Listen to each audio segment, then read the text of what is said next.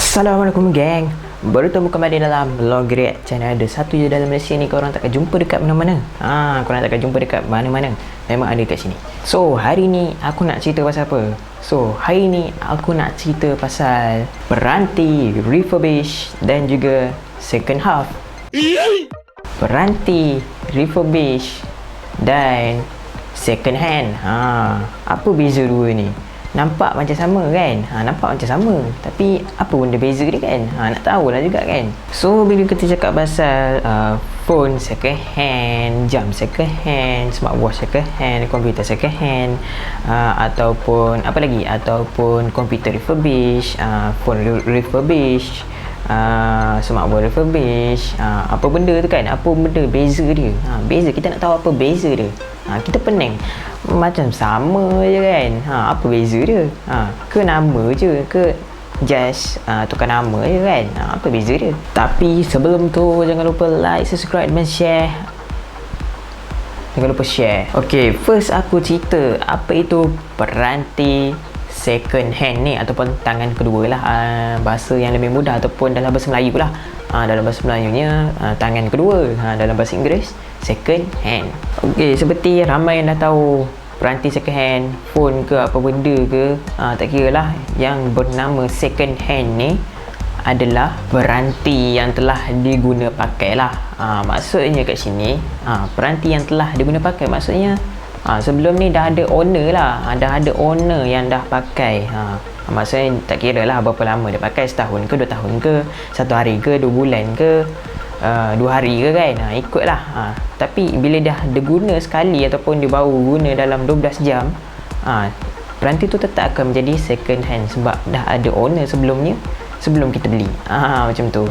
Dan aku boleh katakan apa yang bagus dengan peranti second hand ni, harga dia kita boleh dapat dengan murah lah, dengan harga yang murah. Dan dia tengok atas condition jugalah. Kalau condition tu teruk sangat, harga dia makin murah lah. Kalau macam condition dia 8/10 ke atas, 8/10 ke atas, okey lah. Kalau macam 7/10 ke bawah, mungkin harga dia agak makin murah lah, makin murah harga dia. Dan bila kita cakap pasal peranti second hand ataupun peranti yang orang dah guna ni, kalau kita nak beli tu memang kita kena cari yang betul-betul elok lah. Sebab nanti kita nak pakai pun nak pakai lama kan. Lain lah kalau orang tu nak beli phone second hand just semata-mata untuk beli saja, nak buat alam ke kan, itu mungkin tak ada masalah lah. Dan di situ menyebabkan ia menjadi kelemahan lah. Sebab apa? Sebab kita kena betul-betul cari yang betul-betul second hand yang okey lah. So bila kita beli second hand, lepas tu dia punya kualiti ataupun dia punya condition dia tak berapa okey, so kita pun akan sedih lah kan. Sedih, kita bayar duit apa semua, guna duit, tapi phone dapat skrin pecah lah, apa benda kan, teruk sangat. So kalau macam kita cerita pasal phone second hand ni kan, kalau macam kedai mungkin lah dia tak jual yang skrin pecah ke apa kan. Dia takkan jual lah phone second hand yang skrin pecah ke apa. Jarang lah. Tak ada. Memang skrin tu elok lah, ataupun kalau ada pun calar-calar sikit je lah, calar-calar manja kan.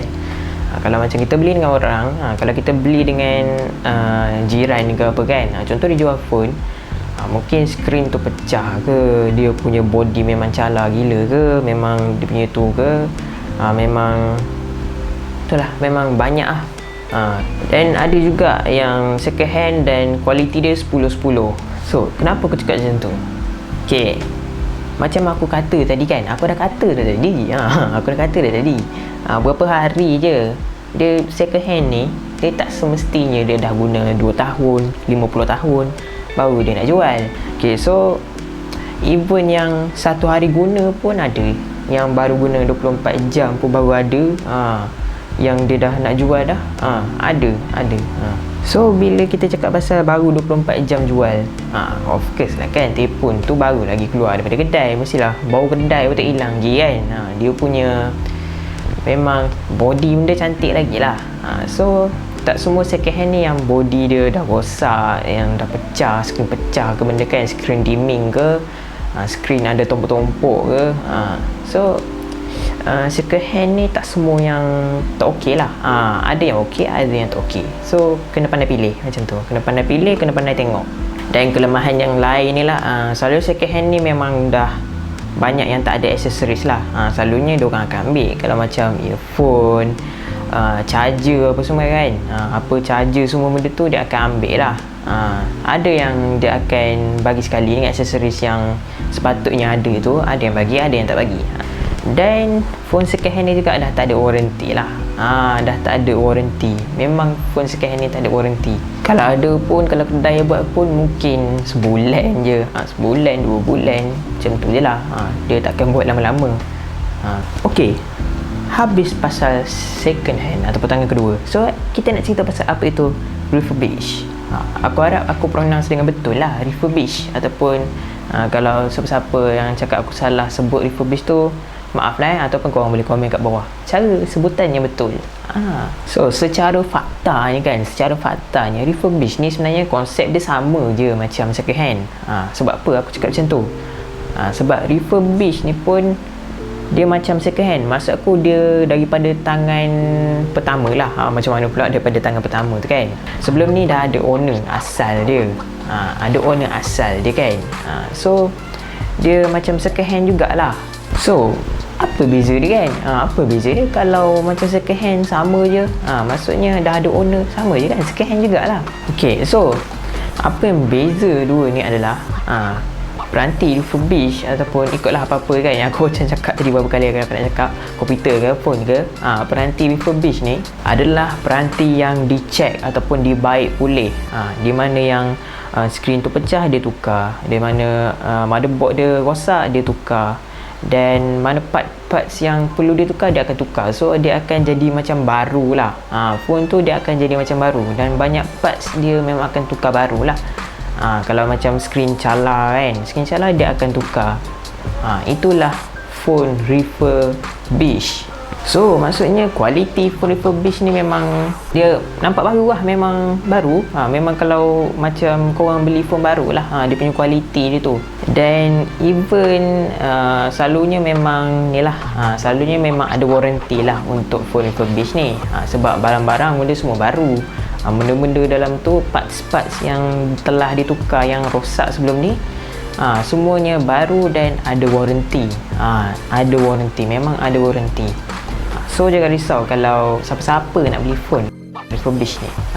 Dan bila kita cakap pasal pemulihan ataupun dia dah baiki semua yang benda yang rosak, dan even accessories dia pun dia akan cukup lah. Dia akan bagi accessories yang cukup. So korang tak perlu risau lah kalau korang nak beli phone refurbish. Refurbish tak ada earphone ke, tak ada charger ke. So korang jangan risau, memang ada, dia akan sertakan sekali. Tapi kelemahan refurbish ni, dia punya harga memang mahal guys. Dia macam lebih kurang harga phone tu dijual lah. Phone harga tu dijual asal. So itu je sebenarnya dia punya perbezaan dia, tak banyak sangat pun. Cuma kalau macam kita cerita dah tadi berapa banyak kali dah kita cerita. So phone second hand ni phone yang orang guna juga, orang yang dah guna tapi dia tak baiki. Tapi kalau phone refurbish ni orang dah guna tapi dia dah baiki. Dia dah baiki dan aksesoris cukup dan ada warranty. Itu benda yang bagus. So kesimpulannya memang ada kelebihan dan ada kelemahan masing-masing lah. Dan even ada je phone second hand yang mahal. Kalau phone yang aku kata tadi baru 24 jam beli dah jual.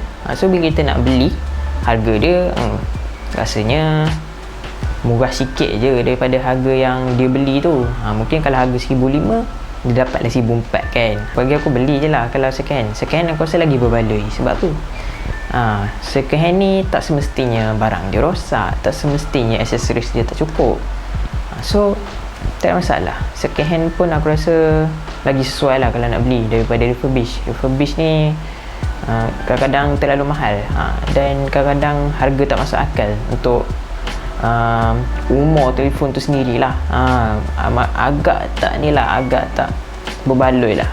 So Kalau siapa-siapa yang ada pakai phone refurbish, yang ada pakai phone tak kira lah peranti apa-apa lah, peranti telefon ke laptop ke kan, yang second hand ke apa benda, okay, so boleh komen kat bawah. Dan rasanya sampai di sini saja perkongsian aku hari ini. So jangan lupa like, subscribe dan share. Dan apa-apa je gerak lu.